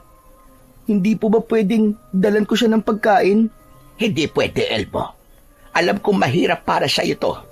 Pero hindi mo pwedeng gawin ang kung anong gusto mo. May tamang oras para iligtas mo ang tatay mo. Kailan po ang tamang oras, Lola Lukring? Kapag naialay na ng mga aswang si tatay? Lola, hindi ko po hahayaan na mangyari yun. Kailangan ko na pong iligtas si tatay sa lalong madaling panahon. At anong binabalak mong gawin? Sige nga, Elmo. Sabihin mo sa akin kung paano mo maililigtas ang tatay mo. Gayong nasa pugad kayo ng mga aswang. Biglang natahimik si Elmo dahil wala siyang maisip na sagot sa tanong na yon ni Lola Lukring. Muli siyang napaiyak dahil sa kawalan ng pag-asa. Lumapit si Lola Lukring sa kanya at marahan itong tinapik ang kanyang balikat. Elmo, ang gusto ko ay maghintay ka hanggang sa pagbilog ng buwan. Hindi ba ang sabi ko sa'yo ay sasamantalahin natin ang pagiging abala ng mga aswang sa gabing yon para makatakas kayo ng tatay mo? Konting tiis na lang at konting paghihintay. Yan lang ang nais kong ipakiusap sa'yo.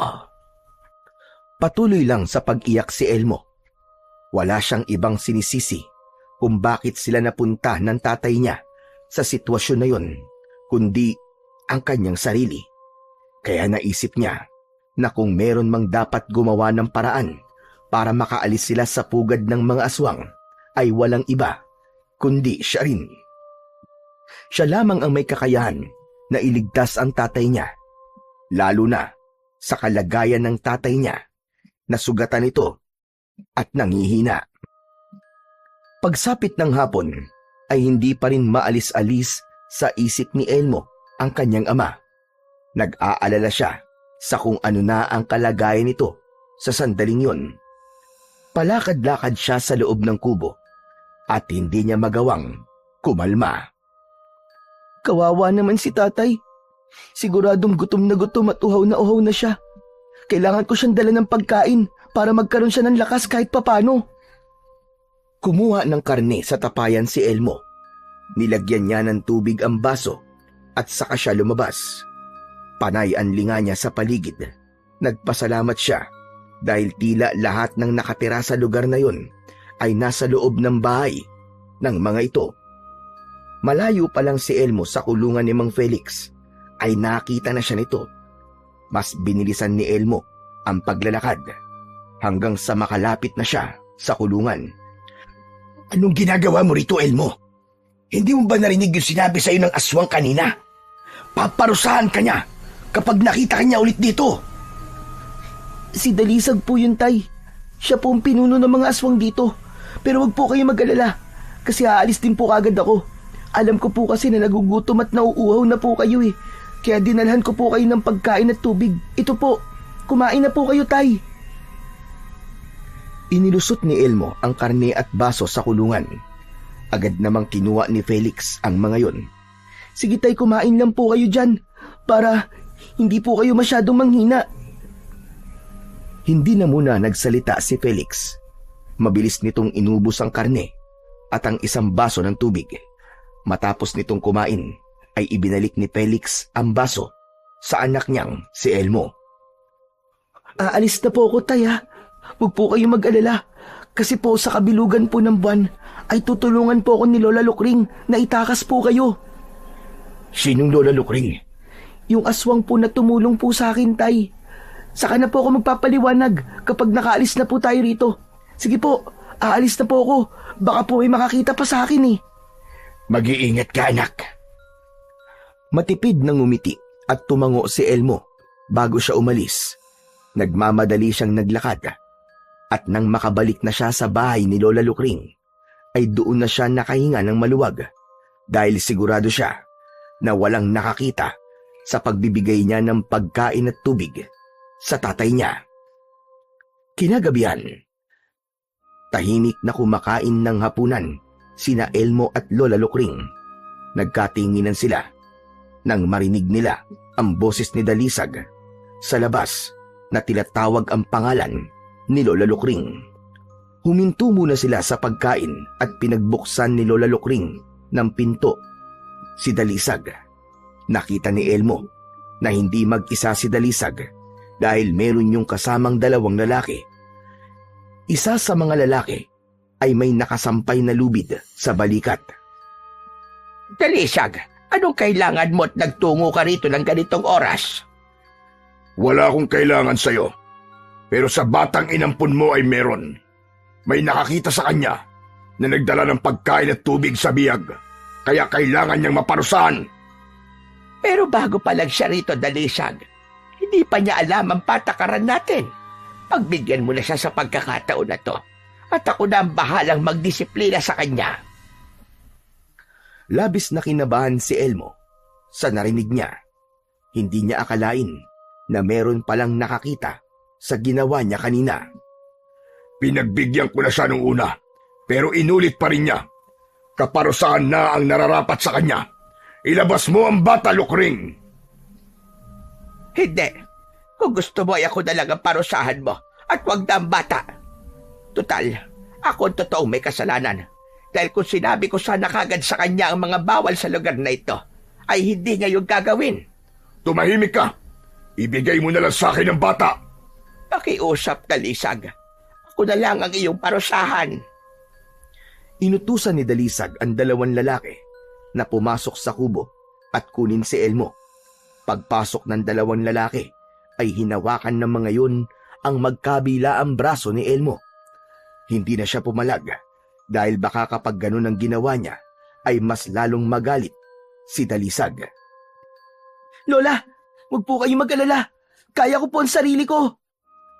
Biglang lumuhod si Lola Lukring sa harapan ni Dalisag. Nagmamakaawa ako sa iyo, Dalisag.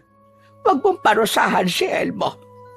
Inaako ko kung ano mang kasalanan ng kanyang nagawa. Huwag mo kong sagarin, Lukring, dahil baka kayong dalawa ang parusahan ko. Huwag po. Huwag po, Pinunong Dalisag. Huwag niyo pong paparusahan si Lola Lukring. Ako lang po mag-isang gumawa ng kasalanan sa inyo. Pinunong Dalisag, binigyan ko po ng pagkain at tubig ang biyag dahil nakita ko po na nangihina na siya. Naisip ko po na baka mamatay siya at hindi na siya umabot sa gabi ng pag-aalay. Kahit na ano pang dahilan mo, ay lumabag ka pa rin sa isa sa mga batas ko. Alam ko po, Pinunong Dalisag. Kaya kung ano man po ang kaparusahan na ibibigay niyo po sa akin, ay buong puso ko pong tatanggapin. Lola, wag po kayong mag-alala sa akin. Sasama na po ako sa kanila. Pakiramdam ni Elmo ay nadurog ang puso niya nang nakita niya ang pagluha ni Lola Lukring. Doon niya naramdaman na kahit iilang araw pa lamang silang magkasama ay napalapit na ito sa kanya. Matiwasay na sumama si Elmo sa dalawang lalaki at kay Dalisag. Halos lahat ng nakatira sa lugar na yon ay nasa labas at nakatingin kay Elmo. Dinala siya ni Dalisag sa lugar kung saan nakakulong si Mang Felix. Itinali si Elmo ng dalawang lalaki sa puno sa tabi ng kulungan ni Mang Felix gamit ang matibay na lubid. Tutal, tila gusto mo na palagi kang narito. Ay yan ang kaparusahan na ibibigay ko sa'yo. Bilang kaparusahan, ay itatali ka dyan buong magdamag. Pagsikat ng araw bukas, ay saka ka lang makakawala. Magpasalamat ka, dahil yan lamang ang kaparusahan na ipapataw ko sa'yo. Tinatanggap ko po ang kaparusahan niyo sa akin, Pinunong Dalisag. Humihingi po ulit ako ng paumanhin sa paglabag ko po sa inyong batas. Nangangako po ako na hindi ko na po uulitin yun. Dapat lang, dahil sa susunod ay kamatayan na ang ipapataw ko sa'yo. Nagkakaintindihan ba tayo, bata? Opo, Pinunong Dalisag. Ilang segundong tinitigan ni Dalisag si Elmo bago yun umalis kasama ang dalawang lalaki. Nang silang dalawa na lang ni Felix ang naroroon, ay saka lang nagsalita si Mang Felix. Anong nangyari? Bakit ka pinarusahan ng Dalisag na yun? May nakakita po kasi sa akin nung binigyan ko po kayo ng pagkain at tubig. Isinumbong po ako kay Dalisag, kaya pinarusahan po ko. Sinasabi ko na nga be. Dapat kasi ay hindi mo yun ginawa. Wala po akong pinagsisisihan sa ginawa ko. Kasi alam ko na natulungan po kita, Tay. Saka mas okay nga po ito eh. Kasi magkasama tayo kahit papano. Puro ka talaga kalokohan eh. Sige na, wag na muna tayong mag-usap at baka mamaya may makarinig pa sa atin. Mahirap nang malaman nila na hindi ka naman talaga aswang. Para na rin sa kanilang kaligtasan, ay hindi mo na sila nag-usap. Makalipas ang halos 1 oras, ay nakaramdam na si Elmo ng pangangalay sa kanyang binti dahil sa matagal niyang pagkakatayo. Ganun pa man, ay hindi siya nagreklamo. Inisip na lang niya na magandang bagay yun dahil magkasama sila ng kanyang tatay. Pagsapit ng hating gabi, ay nakaramdam na ng antok at pagod si Elmo, pero hindi niya magawang makapagpahinga dahil sa kanyang pagkakatali. Hindi nagtagal, ay isang bulto ng tao ang nakita nila na paparating. Nanlaki ang mga mata ni Elmo nang malaman niya na si Lola Lukring yun at may dalang patalim ang matanda at dala rin ito ang kanyang bag. Tay, siya po si Lola Lukring. Yun po yung sinabi kong tumulong sa akin. Lola, ano pong ginagawa niyo rito? Papakawalang kita at ang iyong ama. Kailangan niyo nang umalis dito. Hindi na ako sigurado sa mga pwedeng mangyari sa mga susunod pang araw. Kaya mas makabubuti kung ngayon na kayo aalis dito. Gamit ang patalim, ay pinutol ni Lola Lukring ang lubid na nakatali sa katawan ni Elmo. Matapos yun, ay si Mang Felix naman ang pinakawalan ng matandang aswang. Maraming salamat, Lola Lukring. Tatanawin kong malaking utang na loob ang pagtulong mo sa amin ng aking anak. Ngayon ko napatunayan na hindi pala lahat ng aswang ay masasama. Huwag na tayo mag-usap dahil sayang ang oras. May itak na inilabas si Lola Lukring mula sa likod nito at ibinigay nito yun kay Mang Felix. Gamitin mo yan kung kinakailangan. Ito namang pataliman sa iyo, Elmo. Inabot ni Lola Lukring ang patalim at bag kay Elmo. Kinuha naman yun ni Elmo at binuksan niya ang bag at kinuha niya mula roon ang medalyon. Isinabit niya ang medalyon sa kanyang leeg at agad niyang naramdaman ang kapangyarihan nun. Maigpit na niyakap ni Elmo si Lola Lukring. Maraming salamat po sa inyo, Lola. Utang ko po sa inyo ang lahat ng to. Walang anuman. Sige na, umalis na kayo. Diyan kayo dumaan sa parting yan ng gubat. Mag-iingat kayo. Lola, sumama na lang po kaya kayo sa amin ni Tatay. Hindi maaari, Elmo. Isa na akong aswang. At ang manirahan sa lugar ng mga tao ay mapanganib para sa akin. Hindi na pinilit pa ni Elmo si Lola Lukring at magkahawak ang mga kamay na nagtungo sila ng tatay niya sa mas masukal na bahagi ng kagubatan. Malalaki at mabilis ang kanilang pagakbang, ngunit hindi pa man sila nakakalayo nang biglang lumitaw si Dalisag sa kanilang unahan. Nasaan yung aswang na yun?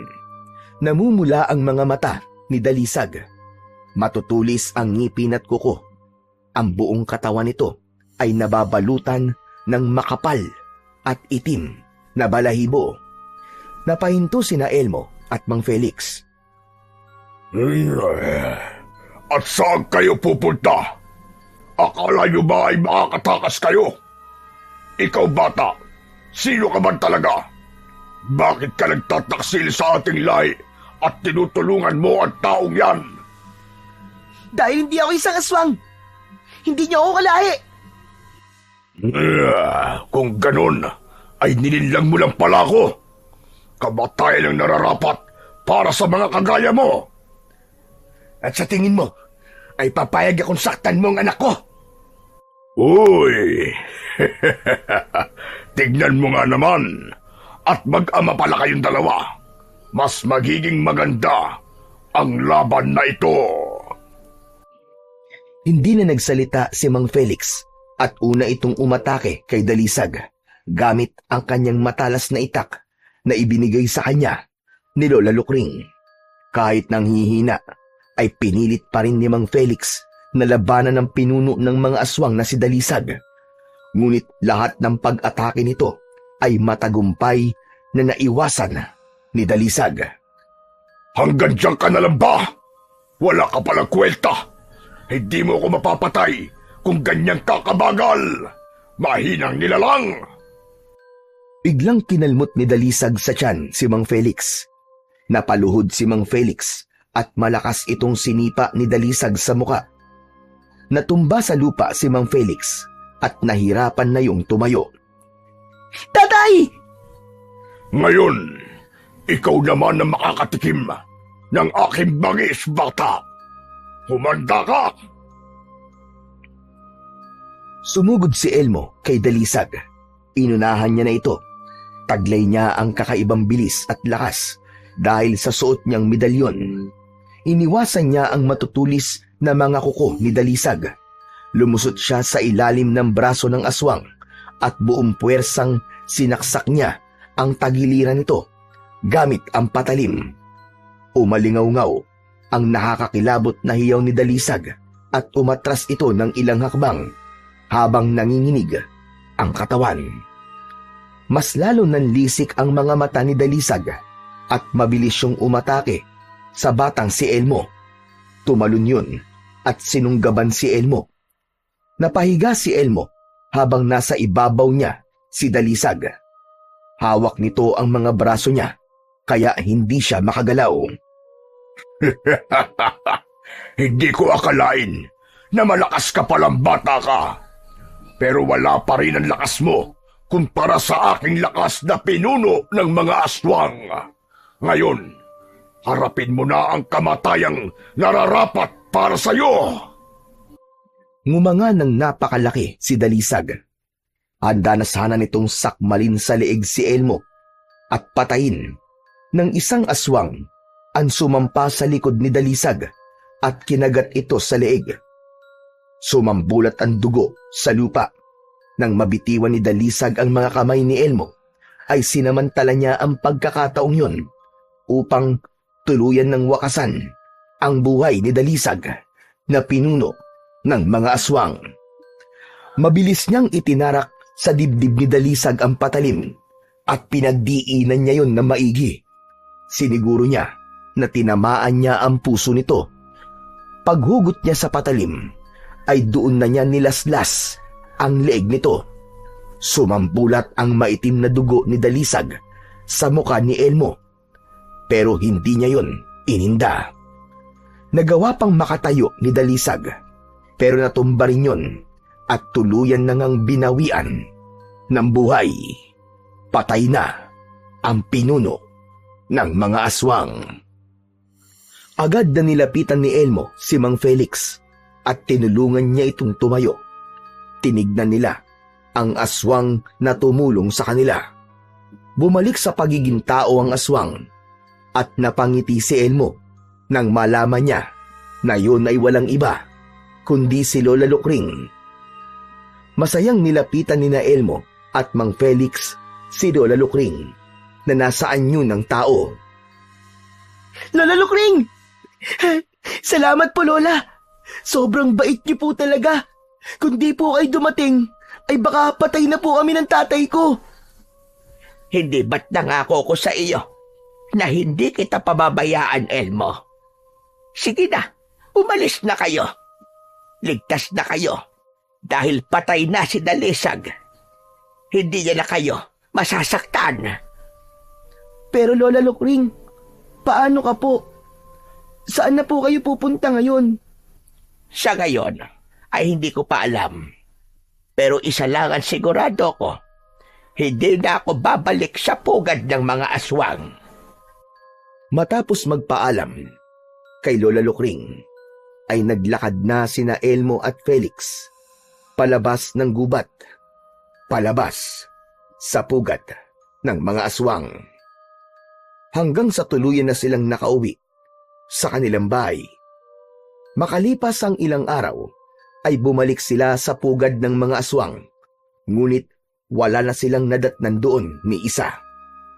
Malinis na ang buong paligid. Naisip ni na Elmo na marahil matapos mamatay ng pinuno ng mga aswang na si Dalisag, ay pinili ng mga natitirang aswang na tumakas at magtago sa ibang lugar. Hindi na rin kailanman nakita pa ni Elmo ang tumulong sa kanyang aswang na si Lola Lukring. Nanatili na lamang itong isang alaala para sa kanya. Itinago ni Elmo ang medalyon at nangako siya sa kanyang sarili na hindi niya yun muling susuotin hanggang hindi siya tumutungtong sa tamang edad na edad 18 para gamitin yun. Natutunan niya ng sumunod at makinig sa mga payo ng kanyang ama. Napagtanto ni Elmo na ang lahat ng bagay ay may tamang oras o panahon at ang kailangan lang niyang gawin ay maging matyaga sa paghihintay. Dahil balang araw ay naniniwala siya na matutupad din ang kaisa-isa niyang kahilingan na maging matapang at magiting na manunugis na katulad ng kanyang ama upang ipagtanggol niya ang kanilang baryo laban sa mga aswang.